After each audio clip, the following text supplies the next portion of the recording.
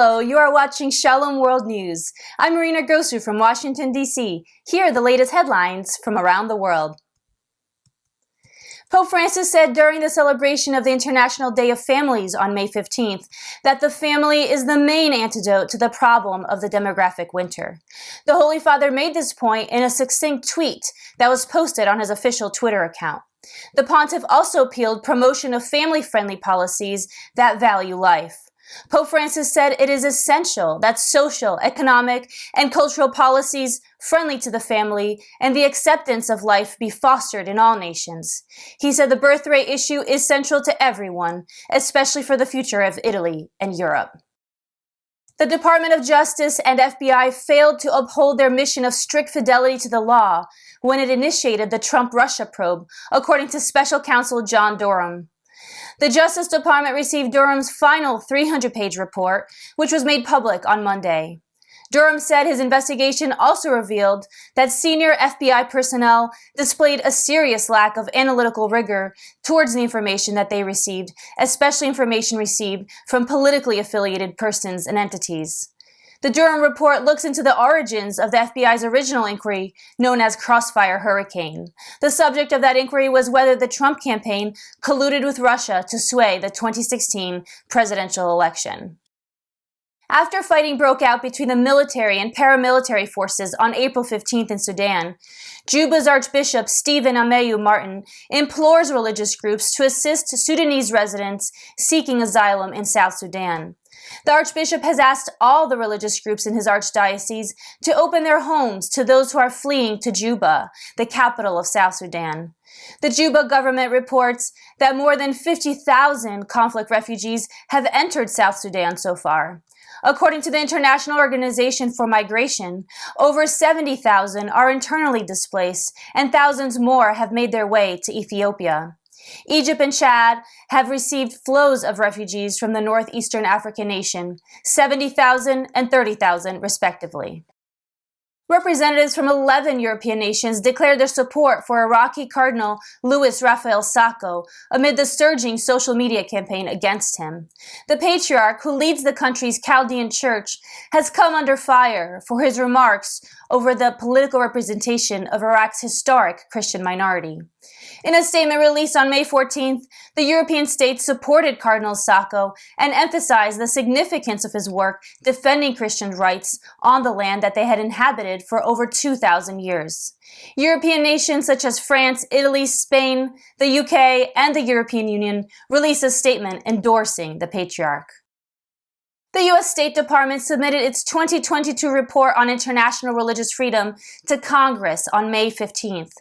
U.S. Secretary of State Antony Blinken said the report assesses the actions of partner countries and those with whom the United States has disagreements, evaluating all by the same standards. The Secretary listed Croatia's appointment of its first special advisor for Holocaust issues and fighting anti-Semitism as one of the accomplishments from the previous year. In September, the Balkan country appointed Sarah Lustig to the position of advisor to the Prime Minister. She had previously served as deputy leader of its mission to the International Holocaust Remembrance Alliance. Florida Governor Ron DeSantis signed legislation that bans all state funding for so-called diversity, equity, and inclusion in the state's universities. SB 266, the new legislation, prevents any public university from using state funding to pay for so-called diversity, equity, and inclusion programs, and it also grants university presidents more authority over hiring practices. The bill is DeSantis' latest effort to combat what he refers to as woke influences on education. He has also recently passed laws that give parents more control over the elementary, middle, and high school education of their children. Action taken by the Republican governor is part of a broader national movement that is pressing for education reform. That push gained momentum in Virginia's gubernatorial election in 2021, when parents revolted against the lack of transparency in the state's schools and its emphasis on critical race theory. Europe's preeminent Human Rights Summit intends to strengthen aid for Ukraine to counter Russian invasion. The two-day summit, commencing on Tuesday, will focus on the war in Ukraine and is seeking to assist the Eastern European nation with military and economic aid. At the conclusion of their previous Council of Europe summit, the 46 member states solemnly declared they would bear witness to unprecedented pan-European unity. After 18 years, as Europe faces a massive war, the organization urges the state leaders to gather together in Reykjavik, Iceland, to deal with the crisis in Ukraine. Meanwhile, no government official from Russia will attend the summit since the Council expelled Russia over its February 2022 invasion of Ukraine. A group of Colombian parliamentarians recited the Rosary in the elliptical hall of the Chamber of Representatives on May 13th. The lawmakers prayed for the country, the government, the congressmen, and all the public servants in the South American country. They further prayed for the triumph of the Immaculate Heart of Mary and the Kingdom of Christ in Colombia and worldwide. These lawmakers also prayed for peace among all Colombians so that they may be able to discover brotherhood, and also for Gustavo Petro's government so that he will guide the nation wisely and by God's will. Statues of Mother Mary were found vandalized at Immaculate Conception Church in Goose Creek, South Carolina on Mother's Day. According to the media, the Immaculate Conception Church has been providing ministry in Goose Creek for decades. Authorities have started an investigation into the incident.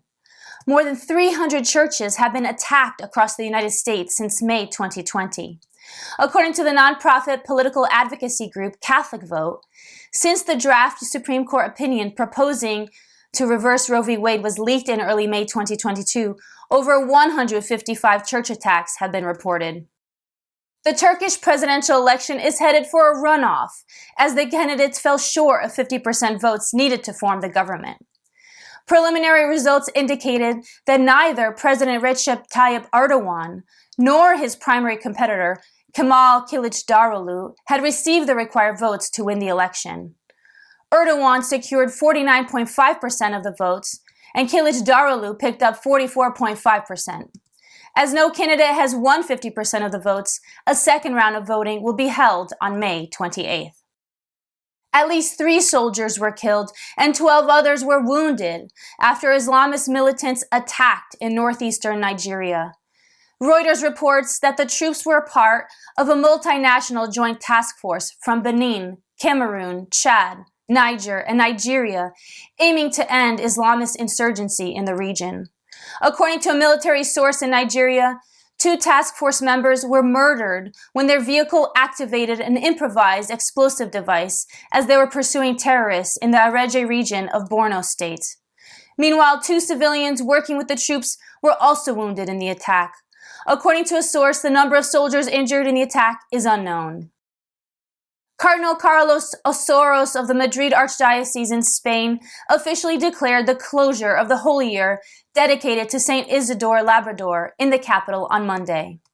At the collegiate church dedicated to the saint in the city, he celebrated Holy Mass, which was attended by Cardinals Antonio Maria Rucco Varela and Aquilino Bocos, along with the Apostolic Nuncio Archbishop Bernardito Auza.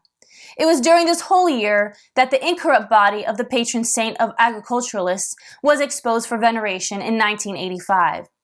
During his homily, the cardinal stressed the virtues of the saint, who was a layman, a husband, and a father of a family. The highlight of the conclusion of the Holy Year was the distribution of 17 first-class relics of St. Isidore. Pro-lifers across Ireland will pray a novena for 9 days, starting May 23rd, for the protection of human life. The website of the Pray for Life novena says that each day's intention is accompanied by a short reflection and suggested actions to help build a culture of life in Ireland. The novena is an initiative of the Council for Life of the Irish Catholic Bishops' Conference. Abortion was legalized in Ireland following a referendum in 2018. According to government figures, around 8,000 abortions were performed in Ireland last year alone. A new film starring Jim Caviezel on child trafficking is set to hit the U.S. theaters on July 4th. Sound of Freedom is based on a true story of a special agent with the United States Homeland Security Investigations who quits his job to take up the fight against human trafficking. Caviezel plays the role of Tim Ballard, a former special agent who quits his job to become a vigilante to rescue children from cartels and human traffickers in Latin America. The cast also includes Oscar winner Mira Sorvino, Bill Camp, and Eduardo Verástegui, who is also the producer. The movie is written and directed by Alejandro Monteverde. And those are your latest headlines. Join us again tomorrow for more. You can also visit swnews.org for more updates. Shalom.